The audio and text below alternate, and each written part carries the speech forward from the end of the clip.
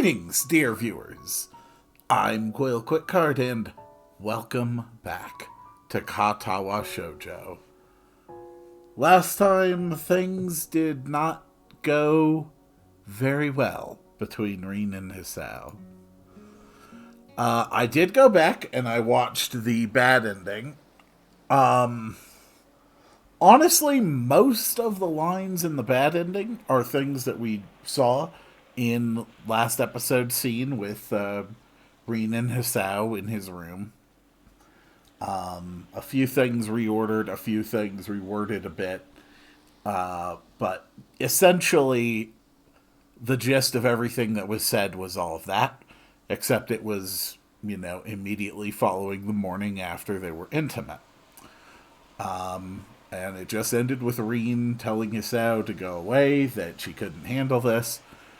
And then Hisao just sitting alone in his room feeling depressed. And that was it.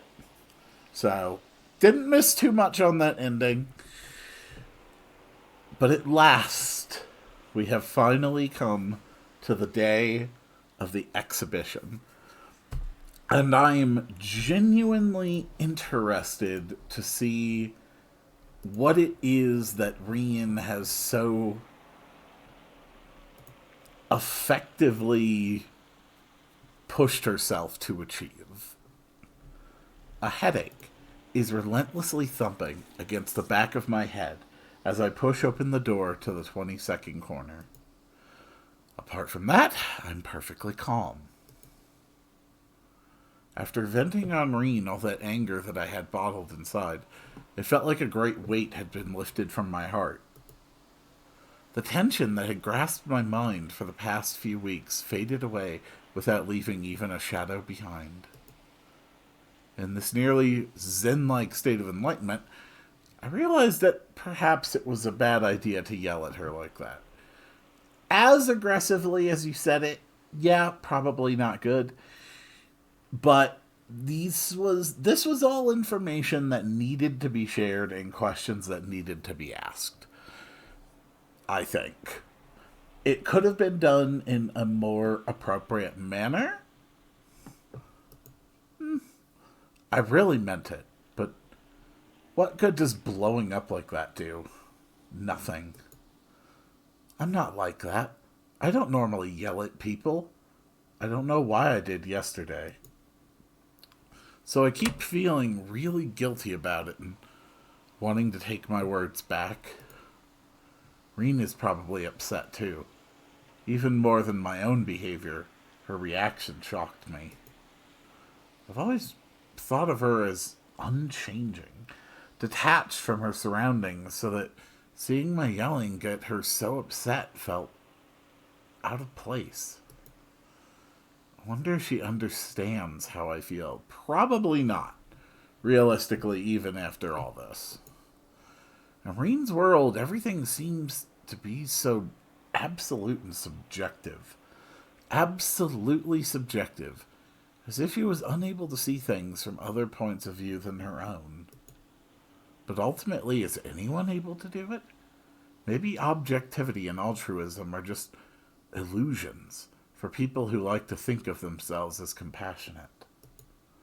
Just like art is an illusion, who think reality is merely a veil for something greater. Even when you stop thinking that the world revolves around you, or start thinking outside of the mythical box, you are just inside another bigger box that you can't escape.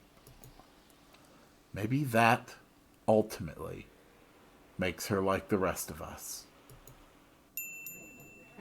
I step through the door and find a gallery full of illusioned people. They all appear in strange, shifting grayscale at approximately 2 FPS. It's deeply disturbing. Despite Sei's remarks during my earlier visits, I always thought it was very spacious, but now, when it's crowded like this, it looks positively cramped. I immediately notice Sei standing in the middle of a lively discussion, busily chatting with some old gentlemen. She's actually pretty tall and kinda cool looking, so she stands out in the crowd. There are a few dozen wine glasses, of course there are, laid on the tables along the back wall, filled with burgundy liquid. A vast majority of the guests are sipping from their own glasses. The socialites and art connoisseurs are mingling happily, exchanging mild opinions about Reen's art, which seems to be a secondary object of interest for most. I feel distance, excluded from the other people here. I can't claim even at a stretch to be a social chameleon, so this situation is quite unnerving. Since I don't blend into the crowd at all, I just fake that I do, trying to look as cool and smooth as I can. Wonder how Reen is handling all this. If it was me, I'd be quite freaked out. Throwing the anxiety aside, I try to carefully navigate through the crowd, stealing peeks at the framed paintings now hanging on the walls. Reen's exhibition takes about half of the gallery's wall space. Some paintings are less familiar than others, but I recognize most of them. Interesting work. I'm particularly fond of this one. I wonder if it intended to try and get... Well, I don't know. That's a very interesting piece there. Kind of like that. Ooh, what's this one we got coming up? That's interesting. Some I've seen being created at the club meetings, after all, or remember from the time when Reen was choosing her portfolio. I note that a couple of the unfinished paintings are framed on the wall as well. Maybe that's what they call coincidental art. Even Reen's failures, if you can call them that, became exhibits of her skill. Quite paradoxical. She herself is nowhere to be seen, which is strange because even though it's crowded, the gallery is pretty small. That's fine, sort of. I don't know how to face her after yesterday. Maybe I shouldn't have even come. But I promised various people, Reen included, that I would, so... Damn. It sounds like I do the things I do because some kind of instinctual properness compels me to, not because it would be sensible or not. I sneak closer to Say to wait for a lull in the conversation so I can chat her up too. Even though her voice is almost completely buried under the general background noise, I hear bits and pieces of her talking about Reen. Yes, she is a high schooler at the local school. Even though she's graduating next year, I'm sure various art schools would be interested in. I thought it'd be interesting to have an exhibition of someone who is still in early stages of development. It's so strange. It's like Reen is some kind of mini celebrity, even though this is nothing but a small exhibition opening at a small art gallery of a small town. In fact, there was a friend of mine from... It's Hisao! My eavesdropping is interrupted by a familiar voice and a familiar slap to the back. I don't need to guess the source of either, even without turning around. Oh, okay. I thought it was going to be teacher. No, it's Emmy. Hi, Emmy. Hi. Are you like a representative of the art club or something? I don't see anyone else from the school here. Looking good in that casual wear. I don't know, really. I guess I am, if that's the case. What about you? What about me? You didn't think I'm interested in art? Is that it, Hisao? No, that's not what he... Well, maybe a little, if you put it that way. I mean, even though you hang out with Reen, I've never heard you talk about art with her, so... Emmy huffs and looks around her, looking discontented. It's true, I don't get it at all. But she came to my track meet, so I thought it's only fair to return the favor. She leans closer, trying to look confidential, but only managing to look conspiring. I love that sentence. That is a phrase I may have to adopt into my day-to-day life. Trying to look confidential, but only managing to look conspiring. Do you get art? No. No, I don't. At all. My emphasizing headshake draws a giggle and a cheery headshake of her own out of Emmy. Me neither. Hey, let's go talk with Reen. I bet you haven't yet because I haven't either. Come on. Oh boy. Yeah, this is going to be an awkward one. Before she has a chance to forcefully drag me to Reen, Nomiya appears behind her with Reen in his tow. She's not dressed for the occasion, instead opting for the usual school uniform and unkempt hair. Damn it! 11 minutes first yawns. I'm telling you, I physically cannot hold them back when I record this series. It is honestly, well, I won't say very frustrating because it isn't very frustrating. It is very mildly frustrating. Maybe her natural look is what suits her best.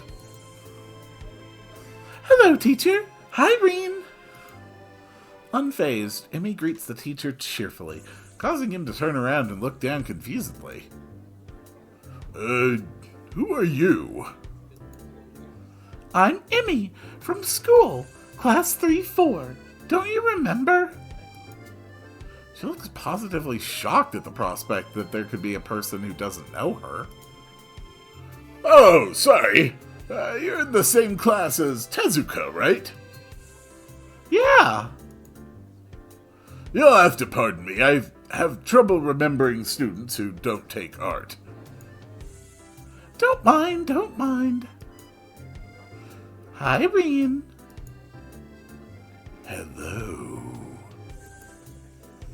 Congratulations for your super cool art thing. I'm sure you'll be a big hit. She throws her arms into the air for boisterous emphasis, almost hitting me in the face. And look, Hisao can too. Reen doesn't look at me, nor does she greet me. Congratulations, Reen. She keeps... Whoop. Sorry, just a phone call. She keeps averting her gaze, pointedly looking at her sandals. Oblivious to the tension between us and ignorant of what happened yesterday, Emmy keeps on blabbering about this and that to an unresponsive Reen.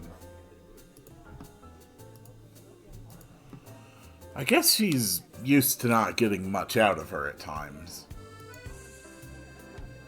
Before long, Nomiya and Sei return to Reen, introducing her. Expecting it, I catch the second of confusion when the guests see her arms. Sei is luckily on the ball and briefly explains about our school.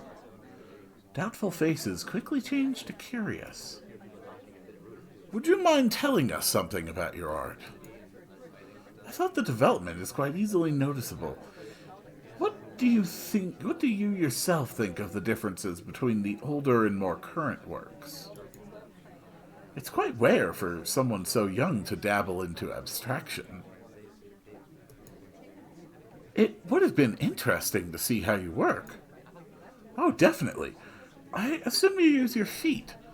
You must have had a great trouble to learn it. You should be proud.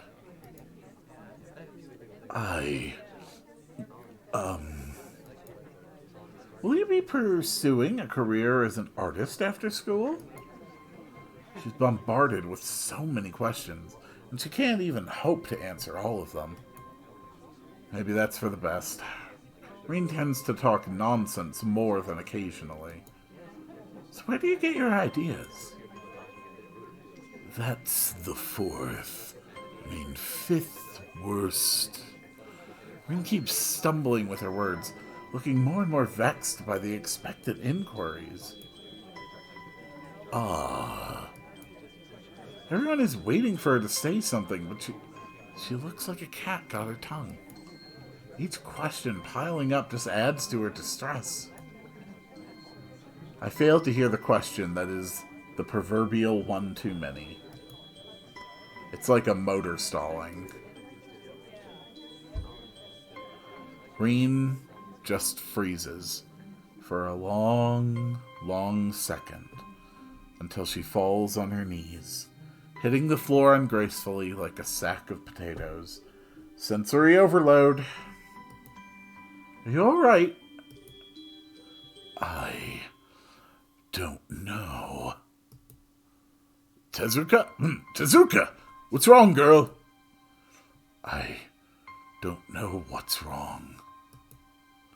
A terrible silence falls upon the people gathered around Reen. Everyone is petrified, not knowing how to react to her sudden seizure or something. She breathed with deep, trembling gasps as if she was running out of air, staring ahead of herself with hollow eyes.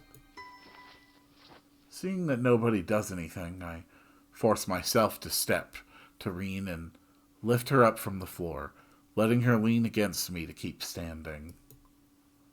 Would you like some fresh air? Okay. Let's go outside for a bit. I don't even wait for her to answer before grasping her shoulder and pulling her past the stunned-looking Nomiya, Sei, Emmy, and guests. Excuse us. The cool evening breeze hits my face at the door. I let go of Reen, and she leans against the stone wall, trying to catch her breath. Are you alright? I couldn't say anything. Reen is still not looking at me, so I look away too. The streetlights and colored neon signs twist my vision into a blur of near blindness, forcing me to look back. At least she talks, even if she's not directing her words to me. What did you want to say? Maybe both of us can imagine that we are talking to an invisible friend. I don't know. Something that would have meant something. The silence lasts for a long time. I don't feel comfortable being alone with Reen. I am not good at imagining things that don't exist, do, or that things that exist don't. We should go back in. The guests say invited her in there, and they probably want to meet you and talk with you. You know, ask you questions and stuff about those paintings you worked so hard for. I don't want them to ask me questions like that. I can never say the right things. What do you want, then? That someone wouldn't have to ask questions from me. Okay. Here is an important choice. So if I select Aren't You Happy, apparently this leads to what is labeled as a neutral ending. I have no idea what that means. And if I answer the other way, it will lead to what is labeled the good ending. So that's the path I'm going to go. But if you found someone like that, then what?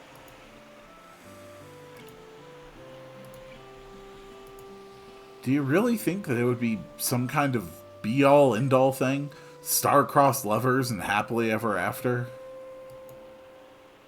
My question is met with a blank stare, the darkness in her eyes unfazed by the thinly veiled bitterness. No, I don't think that. But at least then, I wouldn't have to be alone. She whispers the words to the lights of the town, but I hear them anyway. I shouldn't have done this. Not yet. The exhibition? She nods and closes her eyes, breathing calmly out as if to prove she can, and then continues talking to herself. Why? Wrong conjunction of the planets? No, not that. I double-checked, and I got up with the left foot, and did everything else right. Okay, even I don't have the slightest clue what she's indicating with that statement. It's me. I was wrong. She stands straight and stretches before stepping past me out into the street. Wait, where are you going? She stops on her tracks and turns around, looking at me quizzically. School. I'm leaving. What? Why? Because I want to be me. Reen walks off, leaving me behind utterly confused. Reen! But something she said really touched me. Or maybe it was the way she said it. Maybe it was the fact that she said it. I want to say something back to her before I forget this feeling again. As if granting me a wish, Reen stops in her tracks. She doesn't turn around, just keeps waiting for me to say what I want, even though I didn't have the time to think what. Reen, listen. I don't believe you have to be alone, even if you never meet anyone like that. I don't know if she heard my words, but either way, she doesn't react in any way. For the final time, she starts walking away from the gallery. So, where's Tezuka? I can only shake my head, but as it doesn't seem to be a sufficient answer, I have to say something. She ran away. What? The horrific realization spreads on his face like wildfire. This is a fiasco! Catastrophe! What is that girl thinking? Most important event of her life and she just runs off? You! Why didn't you stop her? I'm going to hold you personally responsible. Yeah, try it, old man. Sei interrupts him, holding her hands up calmingly. It's good she intervened. The teacher was starting to get a few weird looks from the nearby guests. No, Shinichi. She probably just had stage fright. I don't know her as well as you people do, but I did get the image that she is somewhat peculiar. I am almost completely certain that she is on the autism spectrum. This kind of thing can happen. It'll be fine. I'll explain that she suddenly became ill. The guests will surely understand. But look around you. Everyone seems to be rather happy with their free wine and chit-chat. The guests will be fine, but we are missing on opportunities here. Networking, making contacts and acquaintances. Oh, dang it. Nope. That was no Mia. The guests will be fine, but we are missing on opportunities here. Networking, making contacts and acquaintances. There, all is right with the universe again. As the adults keep arguing about something that can't be helped, Emmy tugs my sleeve to get my attention. She doesn't look very happy either. Come on. Where? We're going to find Reen and kick her ass. Oh, Emmy. You may have stolen my food that one time in an alternate timeline, but you're alright. What? Can't believe it. She's so stupid. That Reen, how can she do this? I'm telling you, she doesn't have a bit of common sense in her head. That is true. Emmy is seriously angry, only missing steam rising from her ears. I guess I understand Emmy. She is that kind of a person. Give up has never felt like a part of her vocabulary. Maybe she feels it shouldn't be a part of anyone's vocabulary. It's probably best to leave her alone for tonight. What? Are you a Reen expert now? She takes a firm stance and puts her hands on her hips confrontationally. It's like she wants to pick a fight with me, too. No, I don't think that's even possible in the first place. I just don't think kicking her ass would do her any good. My melancholic remark surprisingly works, as Emmy slumps her shoulders a little and sighs. I know that. You do? The last time I did that, it changed nothing. The ride back to school in an empty late-night bus is silent. Both of us keep staring at the lights flashing past the windows without saying a word. The nightly grounds are quiet, lit only by the wan moon and yellow lampposts. We say our goodnights in front of my dormitory. Emmy, reflexively clenching her fists, compels me to ensure that she won't assault Reen the moment I let her out of my sight.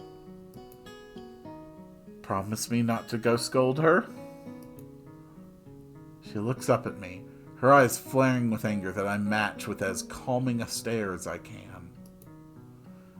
It's only easy to face an angry woman if you're not the target of her ire. After a minute of the mismatched staring contest, she sighs and shakes her head in defeat. You're too nice, Hisao. Did you know that? Hints of a smile are tugging the corners of her mouth as she says that. She seems a lot more relaxed. What a sudden change of mood. Maybe she wasn't as angry as it seemed to begin with. Maybe her moods change easily. If I was, I would have let you have your way. Does that mean you are only nice to Reen? Both of us are hiding our concern behind empty jokes, but at least it puts me in a good mood. Emmy waggles her eyebrows with a half-amused smirk, trying to push my buttons. Not gonna work. No, it just means I'm not nice only to you. Hey! Good night, Emmy.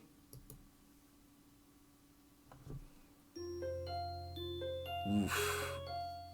You know, I kind of figured that's what would happen to Reen if you shoved her into a big crowded area.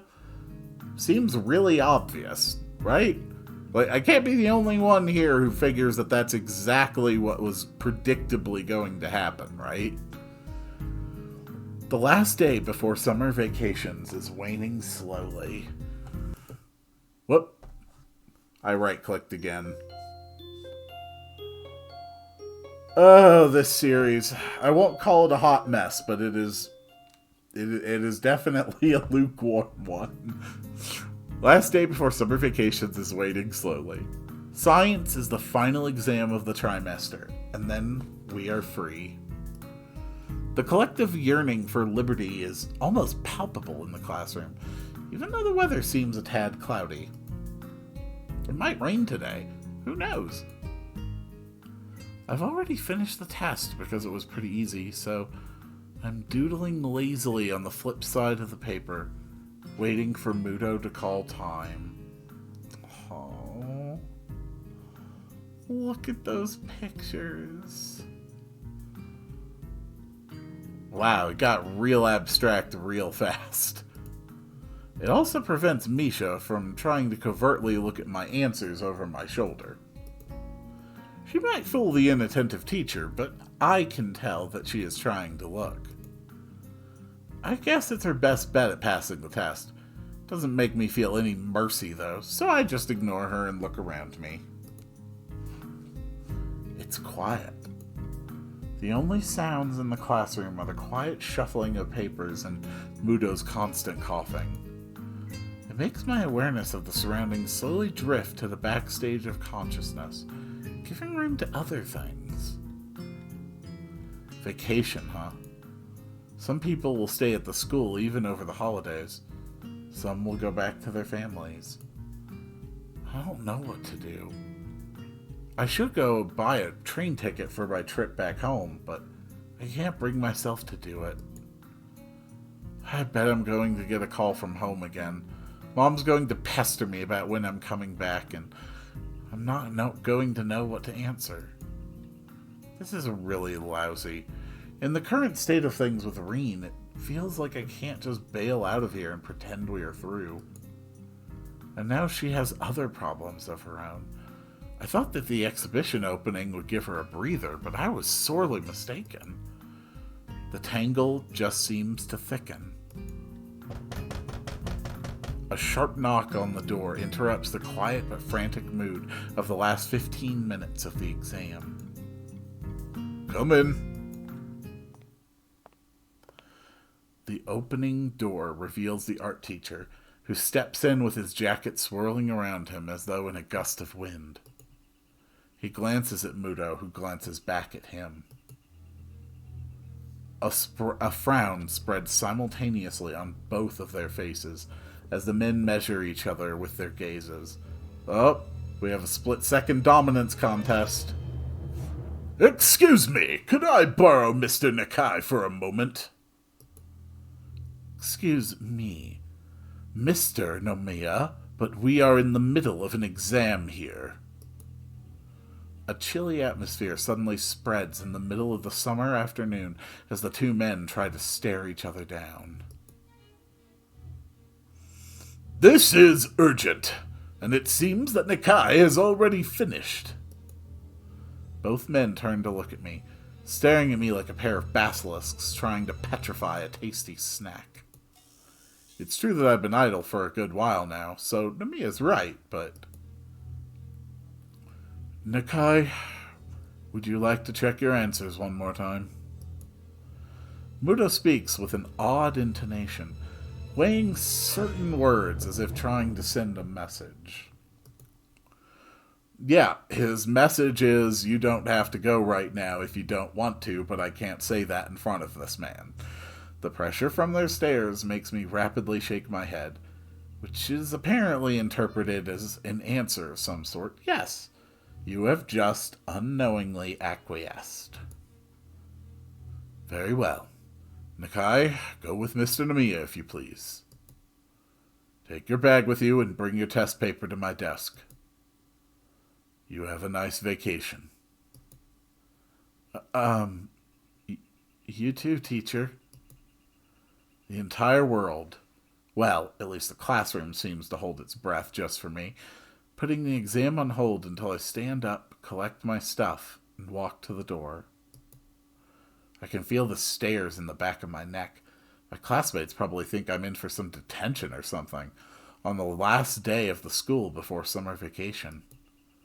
I don't know what the teacher wants from me, but I can guess it probably is not detention, and also that it probably has something to do with Reen again.